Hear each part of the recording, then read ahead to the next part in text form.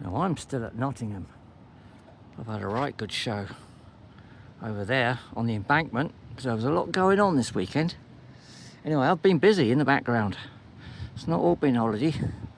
And there is my old sump pump. Probably very old.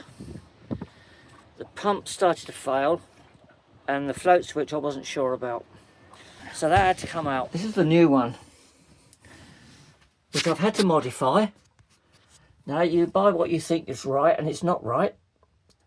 So as you can see, there's a strap across the lid now. And that's securing that because the clips were useless and inappropriate. Now just run a tap here. I want you to listen to this.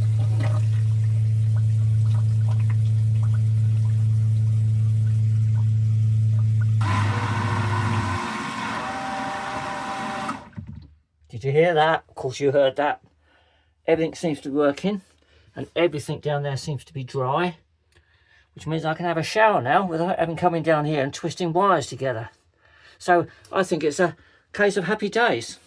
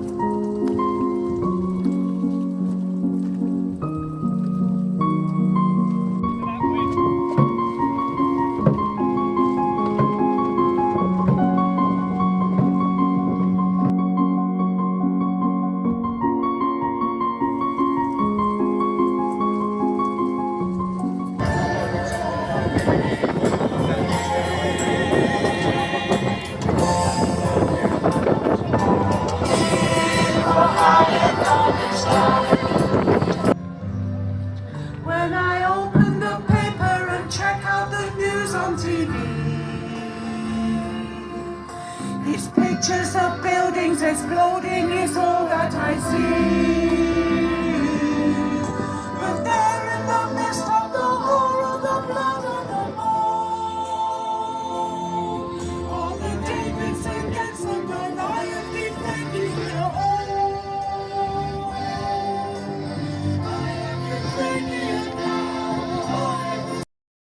This is the City Ground. Nottingham Forest are the second oldest league football club in the world and were founded in 1865. This is Wilford Suspension Bridge. It was opened in 1906 and the cost of construction was £8,871.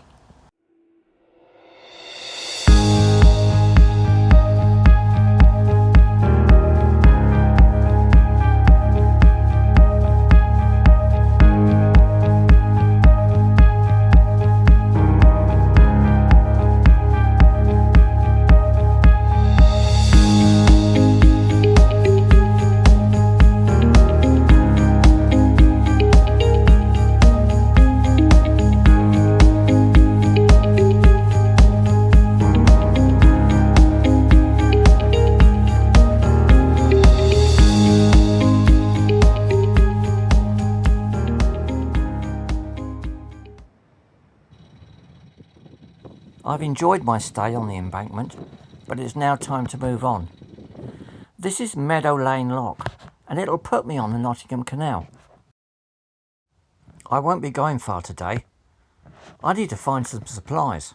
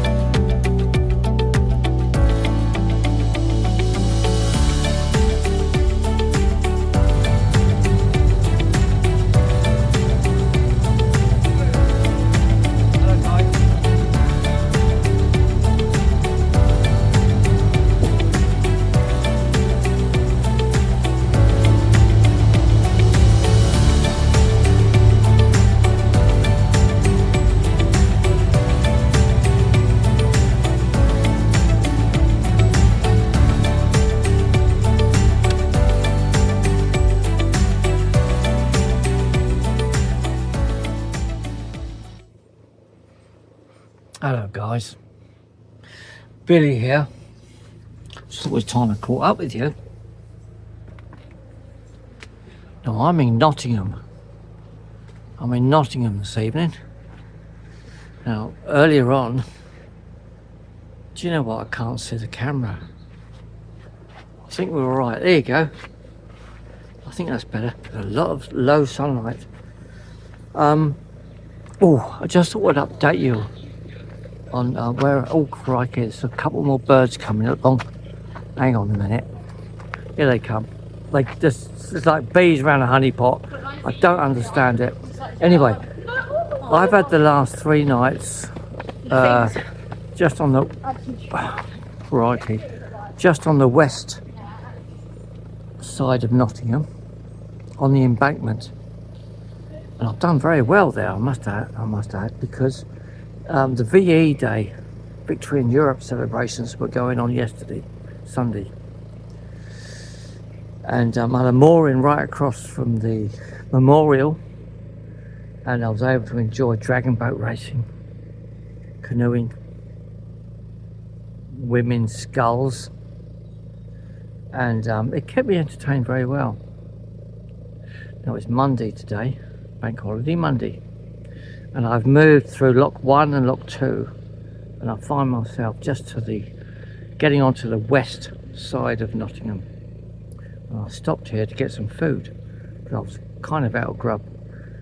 So I was aiming for Sainsbury's, but I ended up going in B&M, picked up some bits and pieces, and then I ended up, came back to the boat. I ended up again trying to get to Sainsbury's. I ended up in Lidl. Now Lidl served me very well, because Lidl, I was able to find a fine bit of food, including 2 rump steaks, onions, mushrooms, peppers, and I did myself a very nice, a very nice beef casserole, not with potatoes or rice. I did it with dumplings. Oh, blokes. 3 dumplings tonight, and they were enhanced with salt and mixed herbs. And I'd like to say that I did very, very well with that. And there's a meal there, of course, as always, for Ron. I shall sleep well tonight.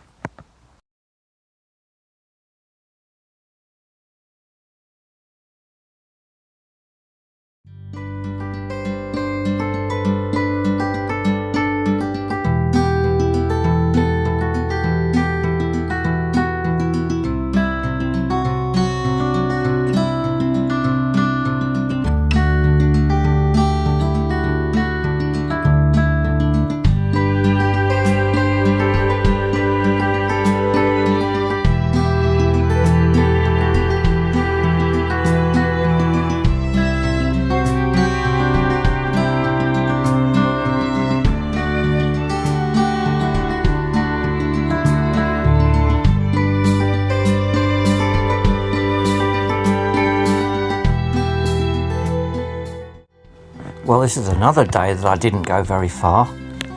I'm heading to Beeston. I need to use the services here, so I'm looking for a place to moor. It was proving difficult, and twice I was told, "Can't park there." I had to make do with a mooring adjacent to the lock and opposite the services. I went walkabout, stumbled upon a cafe, and found this fine looking fella. This preserved craft was used as a personnel carrier and was known as a Higgins boat.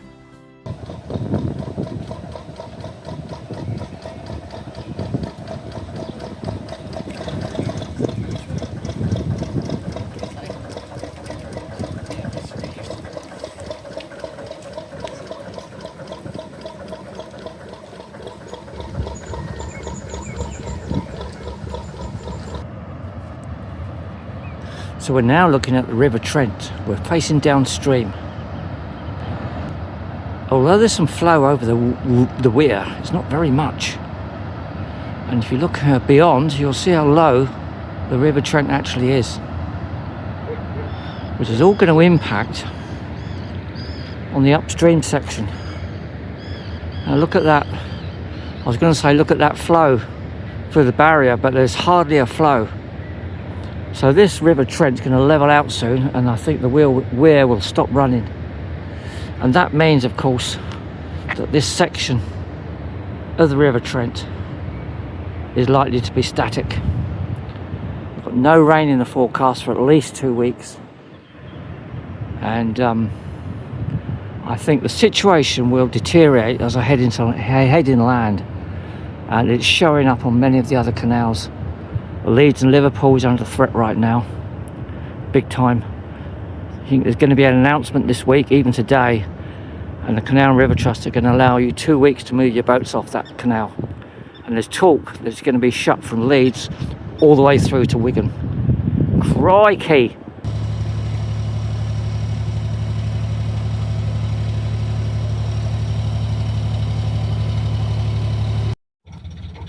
Good morning, guys. It's the 8th of May today, 2025, and I've just departed from Cranfleet Lock on the Trent and Mersey, stroke the River Trent, because again we're jumping from canal to river, for a little bit longer. Just ahead of me is the large junction. It connects the route down to Leicester. I think it's the River Soar, and on the other side of the junction is the connection to the Erewash, I call it Erewash, but it's Erewash, I believe. And I'm going to take a poke up there. It's a dead end. I think it's about 10 miles. At the moment there's a restriction on it, but I'm going to go up that way and have a poke around.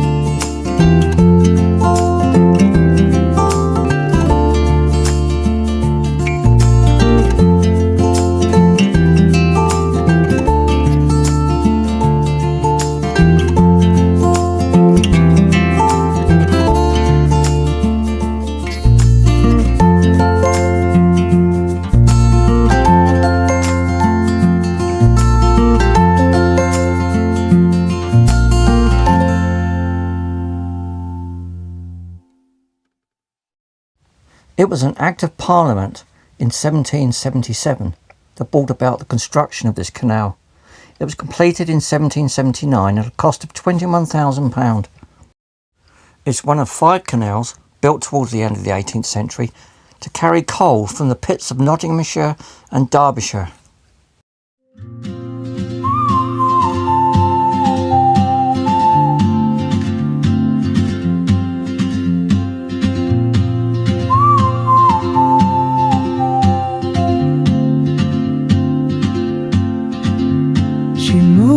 like a map with no borders, a whisper caught in the wind. I see her boots at the corner cafe, with a notebook and a grin. She's chasing skies I've never named, while I stay in my lane. But something in the way she moves keeps pulling at my chain. Oh, traveler, you carry the sun in your stride. I find myself a mooring at Sandyacre, and this proved to be a good choice.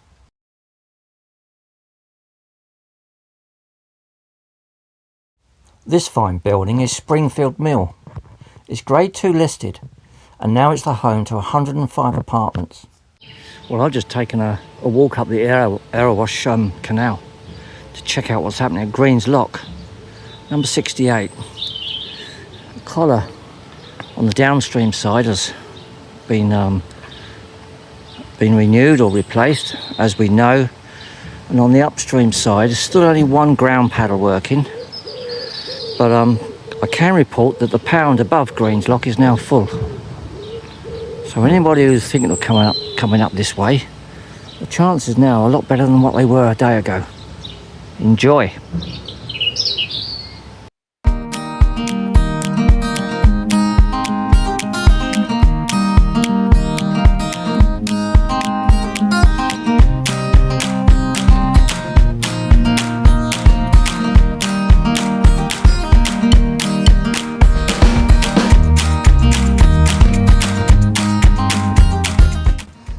Crikey.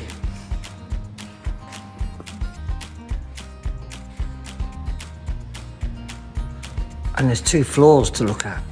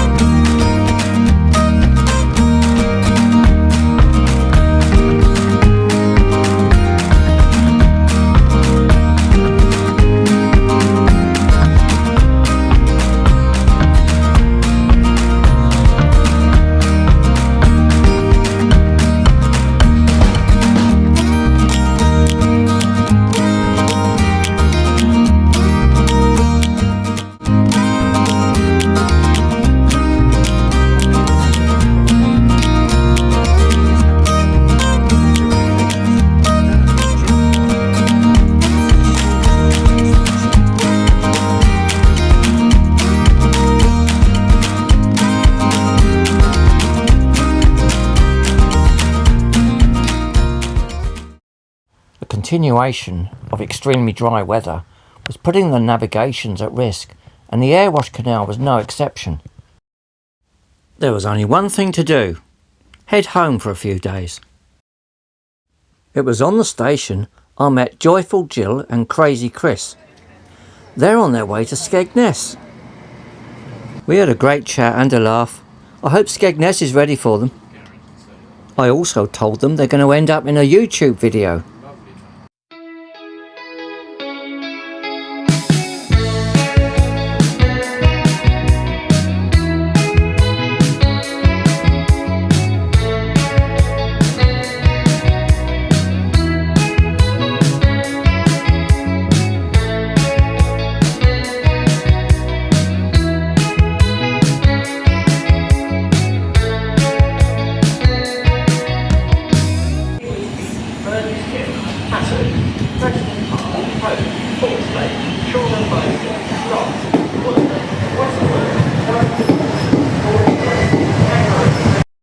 In keeping with tradition, I had a very fine welcome when I got home. And not only from Rennie Rose.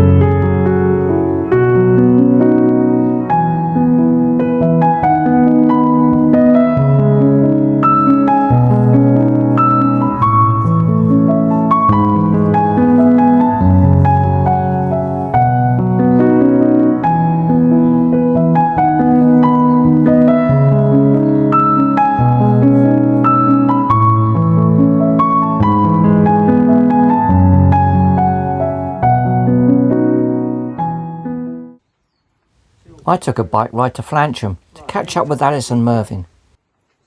I completed my journey to their house by pushing the bike after having a malfunction. Mervyn and I made good an electrical connection that had failed, and we are soon back in business.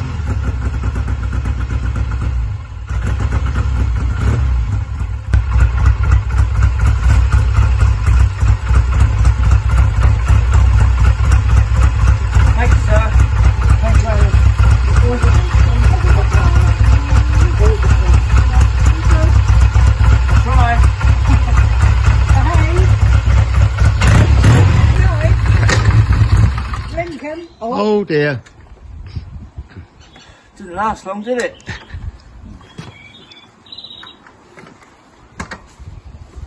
Oh.